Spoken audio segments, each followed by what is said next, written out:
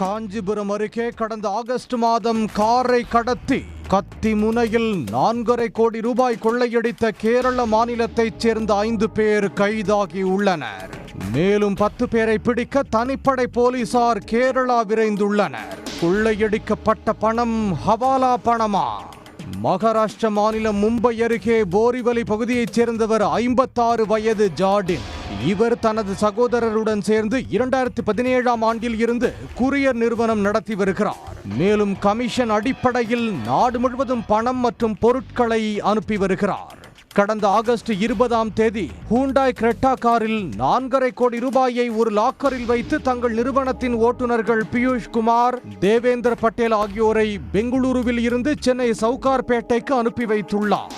இந்த கார் காஞ்சிபுரம் ஆட்டுப்புத்தூர் அருகே வந்தபோது 3 கார்களில் வந்த மர்ம நபர்கள் பியூஷ் குமார் மற்றும் தேவேந்திர பட்டேல் சென்ற காரை மடக்கி கத்தி முனையில் பணத்துடன் காரை கடத்தி சென்றனர்.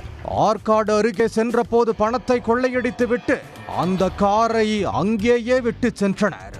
ஓட்டுநர்கள் பியூஷ் குமார், தேவேந்திர பட்டேல் ஆகியோரையும் அங்கேயே இறக்கிவிட்டு தப்பினர். இச்சம்பவம் குறித்து மும்பையில் இருந்த தங்கள் நிறுவன உரிமையாளர் ஜாடினுக்கு இருவரும் தகவல் தெரிவித்தனர். அதன்படி ஜாடின் காஞ்சிபுரம் வந்து பொன்னேரிக்கரை போலீசாரிடம் புகார் அளித்துள்ளார். எஸ்பி சண்முகம் தலைமையிலான போலீசார் விசாரணை நடத்தினர்.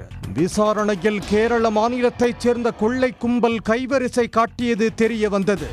இதையடுத்து சில நாட்களுக்கு முன் தனிப்படை போலீசார் கேரளாவுக்கு சென்று பாலக்காடு, கொல்லம், திருச்சூர் மாவட்டங்களைச் சேர்ந்த சந்தோஷ், சுஜிலால் உள்ளிட்ட 5 பேரை கைது செய்தனர். அவர்களிடம் நடத்திய விசாரணையில் கொள்ளை சம்பவத்தில் மேலும் 10 பேருக்கு தொடர்பு இருப்பது தெரிய வந்துள்ளது. இதையடுத்து அவர்களை பிடிக்க காவல் ஆய்வாளர்கள் அலெக்சாண்டர் மற்றும் சிவகுமார் தலைமையிலான தனிப்படை போலீசார் கேரள மாநிலத்திற்கு விரைந்துள்ளனர். மேலும் மற்றொரு தனிப்படை கைதானவர்களை காவலில் எடுத்து கேரளா அழைத்து சென்று பணத்தை மீட்கும் நடவடிக்கையில் ஈடுபட்டுள்ளது. கொள்ளையடிக்கப்பட்ட பணம் 4.5 கோடி என புகாரில் தெரிவிக்கப்பட்டுள்ள நிலையில் 10 கோடிக்கு மேல் இருக்கும் என்று கூறப்படுகிறது.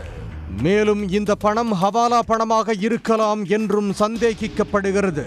அதனாலேயே கொள்ளை கும்பல் கைவரிசை காட்டியிருக்கலாம் என சந்தேகம் எழுந்துள்ளது. அதனால் எவ்வளவு பணம் கொள்ளை போனது, அந்த பணத்திற்கு உரிய ஆவணங்கள் உள்ளதா என்பது குறித்தும் போலீசார் விசாரித்து வருவதாக தகவல் வெளியாகியுள்ளது.